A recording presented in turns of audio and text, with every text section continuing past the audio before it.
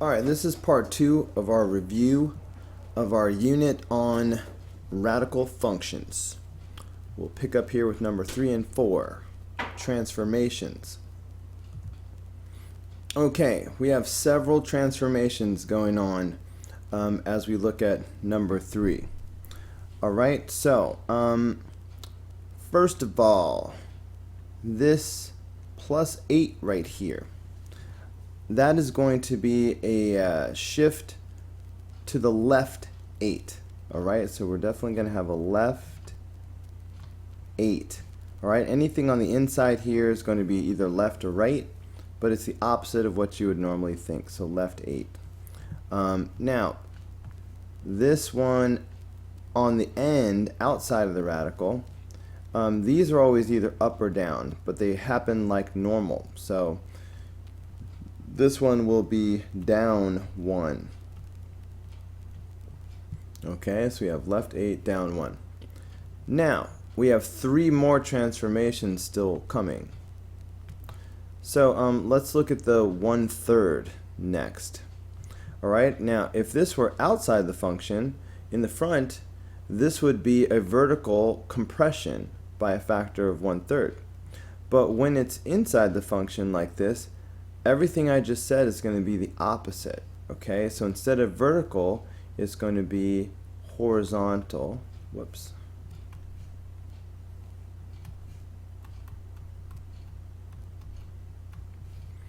Okay, instead of compression, this is going to be a stretch. And instead of being by a factor of 1/3, it's going to be by a factor of 3. It's the reciprocal. So horizontal stretch by a factor of 3. Okay, we still have 2 more transformations to go. This negative sign here, if it were in the front, that would be a reflection over the x-axis. But when it's on the inside here, that is a reflection over the y-axis.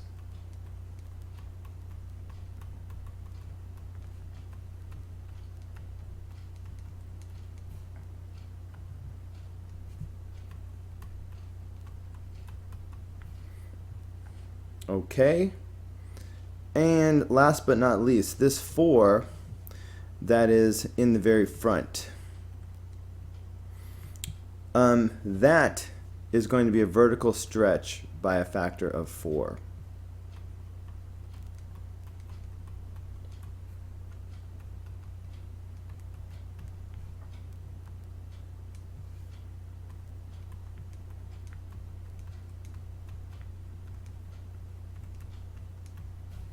Okay, so this one had it all. So similarly, look at number 4. I encourage you to pause the video and try to answer number 4 for yourself. And then run the video, see how you did. Okay, how about this plus 17? What's that going to do? That's going to move us left 17. Alright, what about the plus 19? Plus 29. What's that going to do? That's going to move us up 29. Okay. How about that 3? What's that going to do? Alright, well, anything happening in here is going to be horizontal, but it's going to be the opposite of what you would normally think. So this is going to be horizontal compression or shrink, but I like the word compression. So horizontal compression.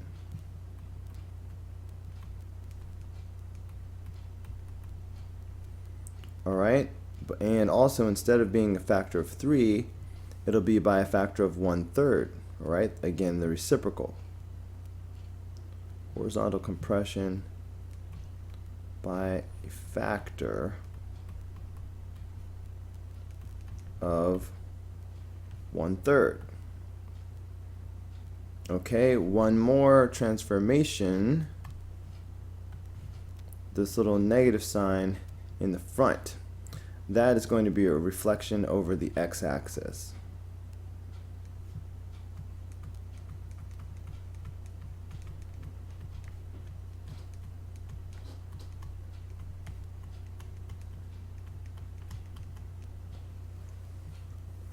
Alright, so that is it.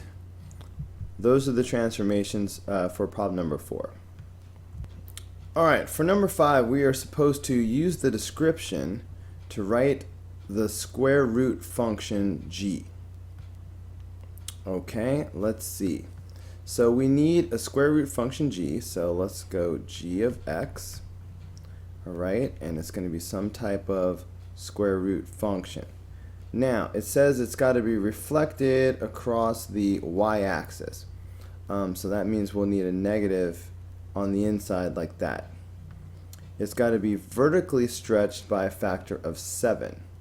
Alright, that means we'll need a 7 out front. What's next?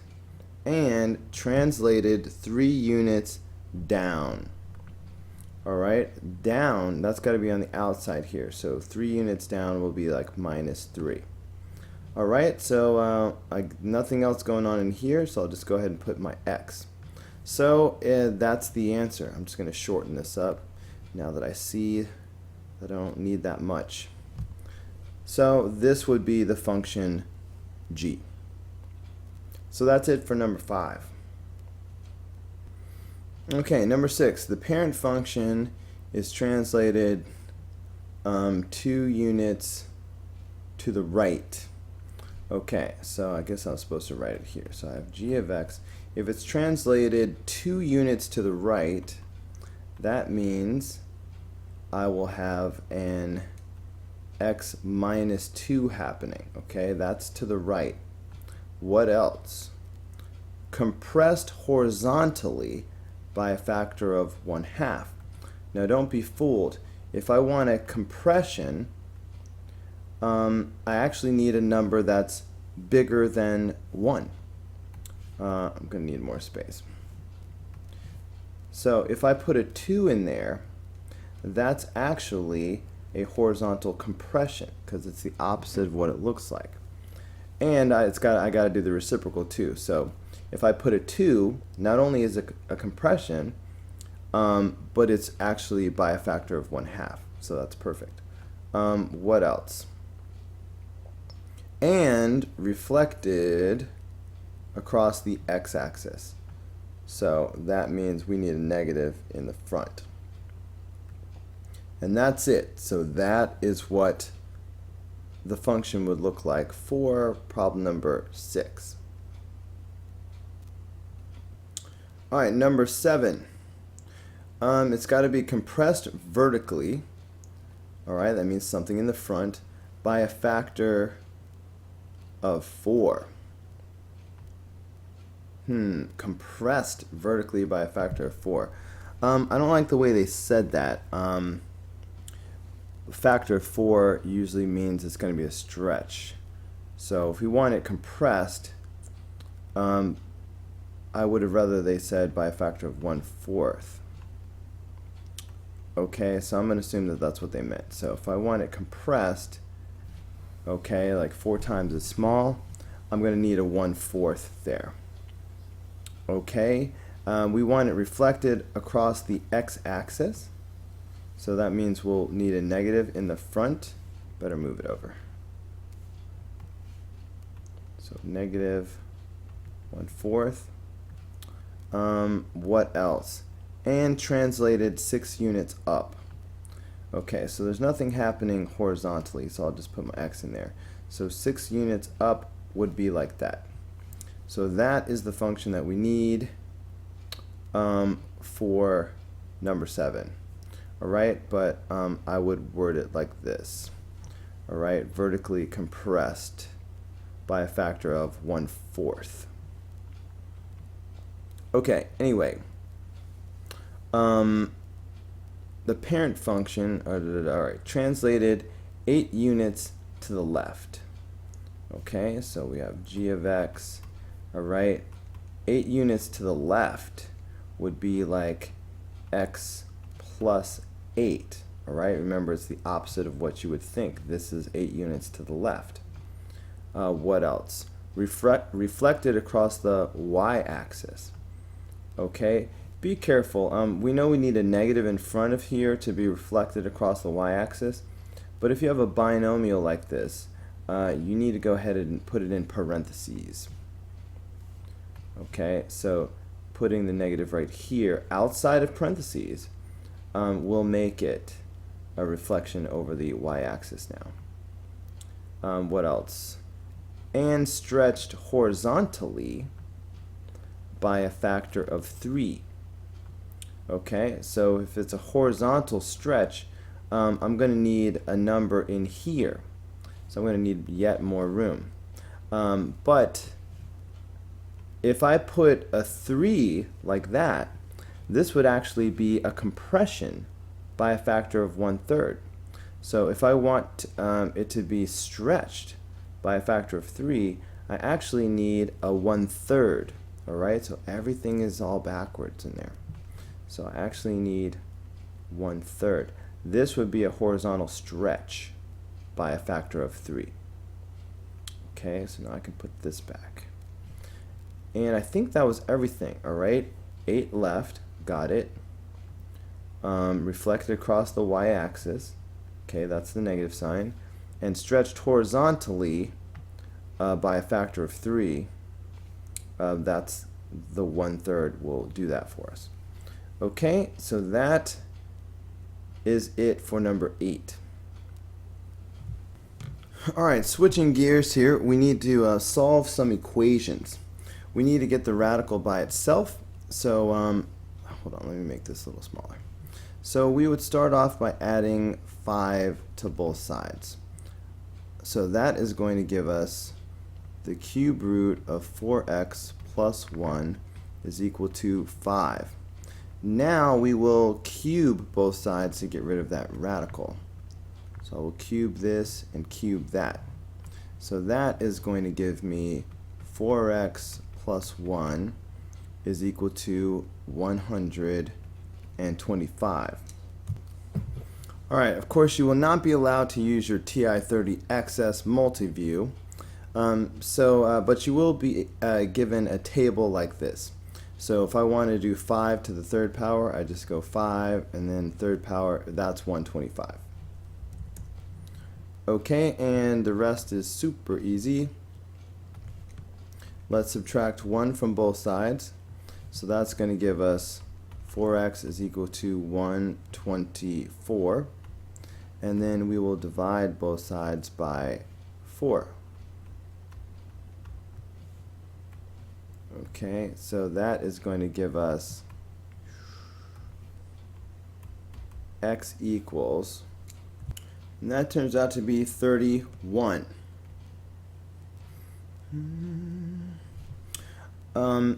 Yeah, don't worry that you can't do that in your head. Even though you won't have your TI-30XS multi-view, you will be able to use a 4-function calculator, so no worries. I'm not going to check each of these on this video because that takes too long, but you have to watch out for the fact that some of these answers will not actually work when you plug them back in. So at least mentally, you need to be checking every single answer when you solve these radical equations. So just make sure that if you plug 31 back in for x, you actually get 0. Otherwise, it's no solution. This one works out fine. Please do not try to distribute that 3. Can't do that. Instead, what you need to do is divide both sides by 3. Alright, you cannot distribute with a radical.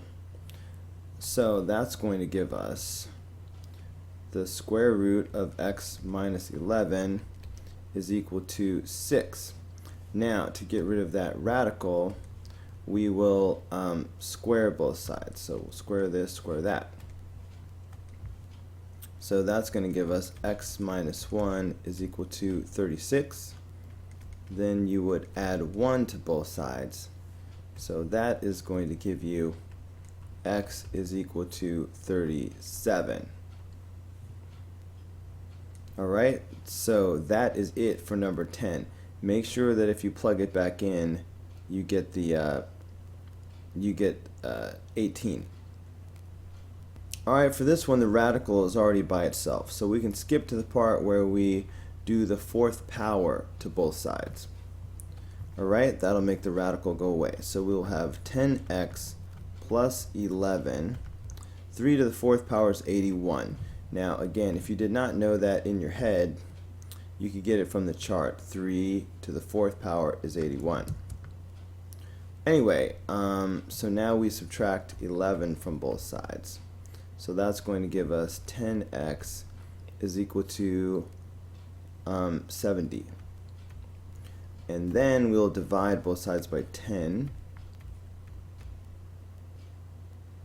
and get x equals 7.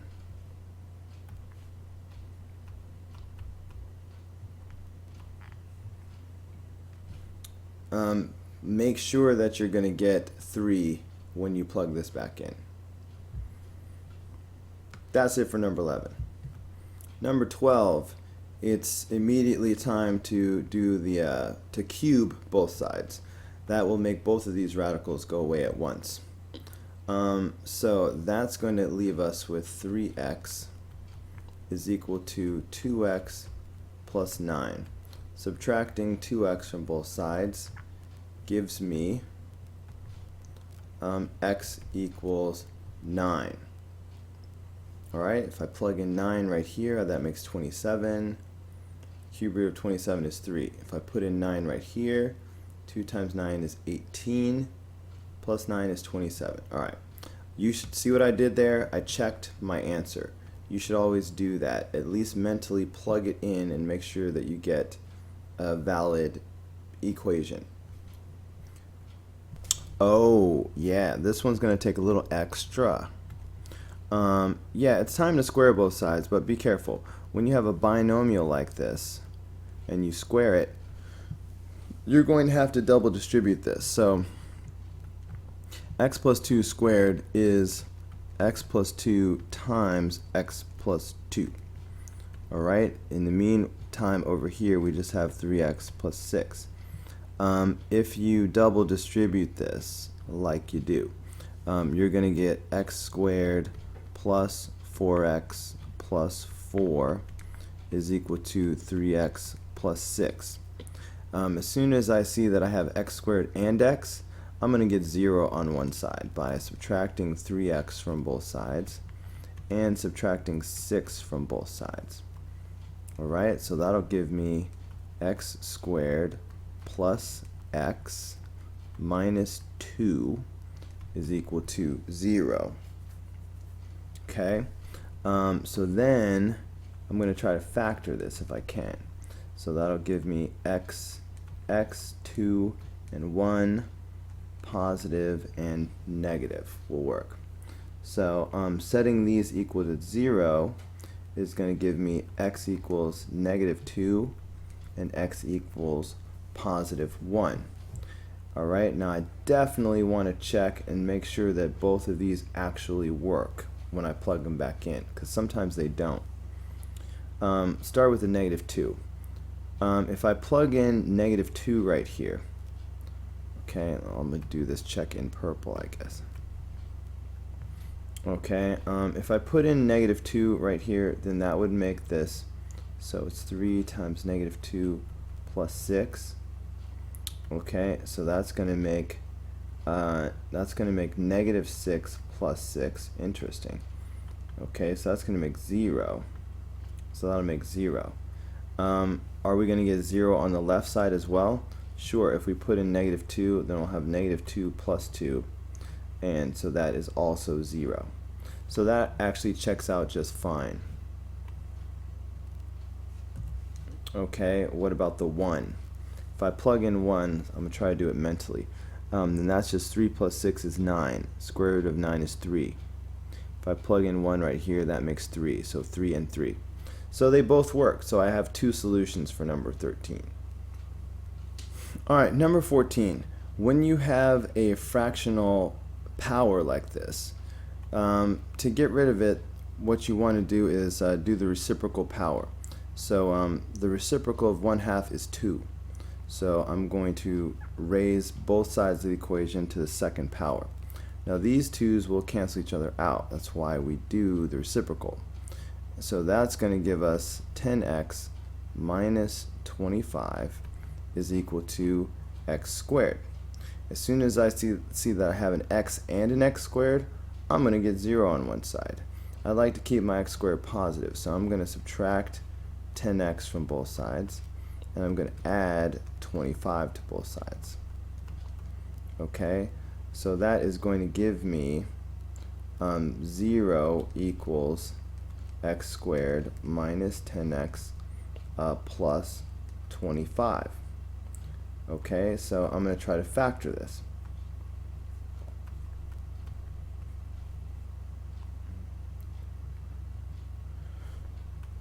So x and x, 5 and 5, negative and negative will work.